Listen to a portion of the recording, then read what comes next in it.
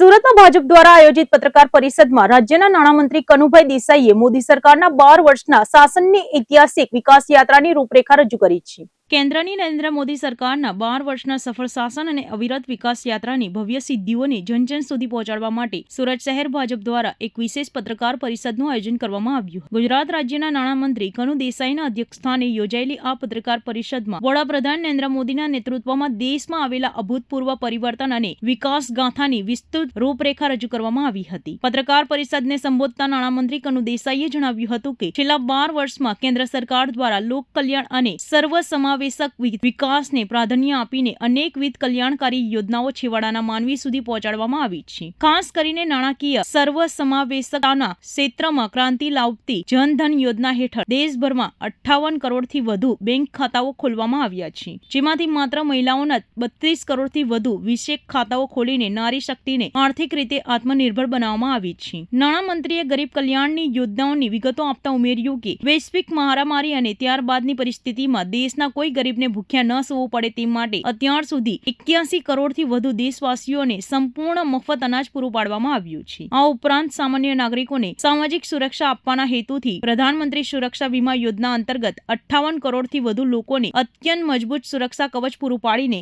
દેશના ગરીબ પરિવારોને ચિંતામુક્ત કરવામાં આવ્યા છે। કૃષિ અને ગ્રામીણ વિકાસના આંકડા રજૂ કરતા નાણામંત્રીએ જણાવ્યું કે પીએમ કિસાન સન્માન નિધિ યોજના હેઠળ દેશના 11 કરોડથી વધુ ખેડૂતોને બેંક ખાતામાં સીધા જ 4.3 લાખ કરોડ રૂપિયા જમા કરાવીને જગતના તાતને આર્થિક ટેકો આપવામાં આવ્યો છે। આ સાથે જ વંચિત સમાજના કલ્યાણ માટે 15,000 કરોડ રૂપિયાનું ખાસ બજેટ ફાળવ્યું છે, જ્યારે આદિવાસી વિસ્તારોના સર્વાંગી વિકાસ માટે ધરતી આબા ગ્રામ ઉત્સક અભિયાન અંતર્ગત 79 કરોડ રૂપિયા જેવા મસમોટા ભંડોળની જોગવાઈ સરકારે કરી છે। પત્રકાર પરિષદના અંતે નાણામંત્રી કનુ દેસાઈએ વડાપ્રધાન નરેન્દ્ર મોદીની દીર્ઘદ્રષ્ટિ અને ગરીબલક્ષી નીતિઓના મુક્ત કંઠે વખાણ કર્યા હતા અને આ 12 વર્ષના શાસનને દેશનો સુવર્ણકાળ ગણાવ્યો હતો। સુરત ભાજપ દ્વારા આયોજિત આ પત્રકાર પરિષદ બાદ મોદી સરકારની લોકપ્રિય યોજનાઓની વિગતો ફરી એકવાર સ્થાનિક રાજકારણમાં ચર્ચાનો વિષય બની છે।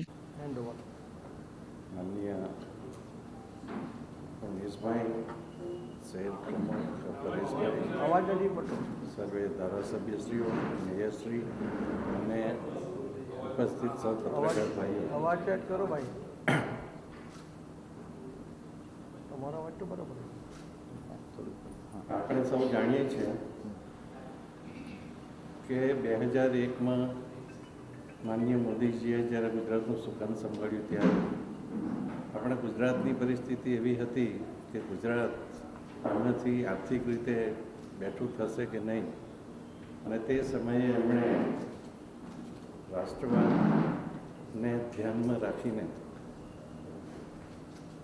તે સમયે જાતિવાદ, પ્રાંતવાદ, ભાષાવાદમાં દેશમાં અનેક વિવાદો સર્જાયેલા હતા। ત્યારે એમણે ગુજરાતની રાજનીતિને એક વિકાસની રાજનીતિનો એક નવો રાહ ચીંધ્યો અને એ વિકાસની રાજનીતિ આગળ વધીને સમગ્ર ભારત દેશ માટે એક મોડલ બની ગઈ અને સમગ્ર દેશે 2014માં જ્યારે ગુજરાત મોડેલને સ્વીકારીને માનનીય મોદીજીને દેશના વડાપ્રધાન તરીકે સર્વોચ્ચ પદે આખા ભારતના ઇતિહાસમાં સૌપ્રથમ બનાવ એવો હતો કે ઇલેક્શન પહેલાં વડાપ્રધાન પદના ઉમેદવારની જાહેરાત થઈ અને જ્યારે લોકોએ પ્રચંડ બહુમતીથી ભારતીય જનતા પાર્ટી અને એનડીએ સરકારને સમર્થન આપીને જે સરકાર બનાવી, ત્યારે માનનીય મોદીજીએ ગુજરાતના વિકાસ માટે જે કંઈ પણ આયોજનો અને આયામો કર્યા હતા, માનો કે સૌપ્રથમવાર ગુજરાતનું સુકાન સંભાળ્યું ત્યારે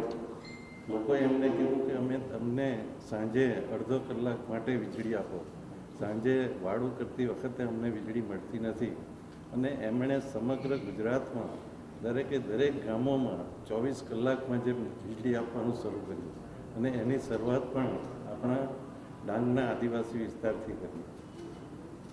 આપણે જોઈએ તો ક્લાઇમેટ ચેન્જ જે અત્યારે આપણે અનુભવી રહ્યા છીએ, ક્લાઇમેટ ચેન્જનું સૌપ્રથમ ડિપાર્ટમેન્ટ જો ગુજરાત શરૂ કર્યું એ આખા ભારતમાં તો મોદીજીએ ગુજરાતમાં શરૂ કર્યું, અને એ ક્લાઇમેટ ચેન્જને પહોંચી વળવા માટે શું પગલાં લેવા જોઈએ એના માટે એમણે એક બુક પણ લખી અને સાથે સાથે જે સુધારાઓ કર્યા એમાં સોલાર પોલિસી લાવ્યા, સોલાર પોલિસી, વિન્ડ પોલિસી, અને આજે એના પરિણામ રૂપે જ આપણું ગુજરાત જે રિન્યુએબલ એનર્જી કહેવાય કે સૌર ઉર્જા હોય કે પવન ઉર્જા હોય એમાં આપણું ગુજરાત આખા દેશમાં નંબર 1 છે.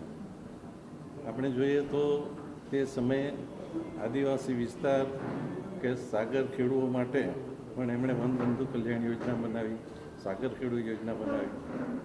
જ્યારે આરોગ્યની સુવિધા માટે કોઈ વ્યવસ્થા સમગ્ર ભારતમાં ન હતી ત્યારે એમણે મા આરોગ્ય કાર્ડ વતી ગરીબ માણસ કોઈ પણ હોસ્પિટલમાં સારામાં સારી ટ્રીટમેન્ટ લઈ શકે એ માટે મા આરોગ્ય કાર્ડ આપીને જે શરૂઆત કરાવી.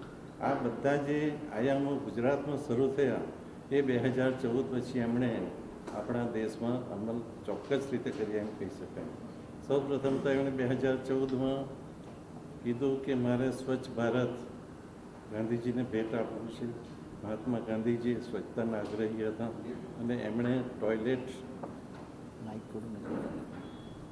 ટોયલેટની બરાબર સંભળાય? હા, સંભળાય.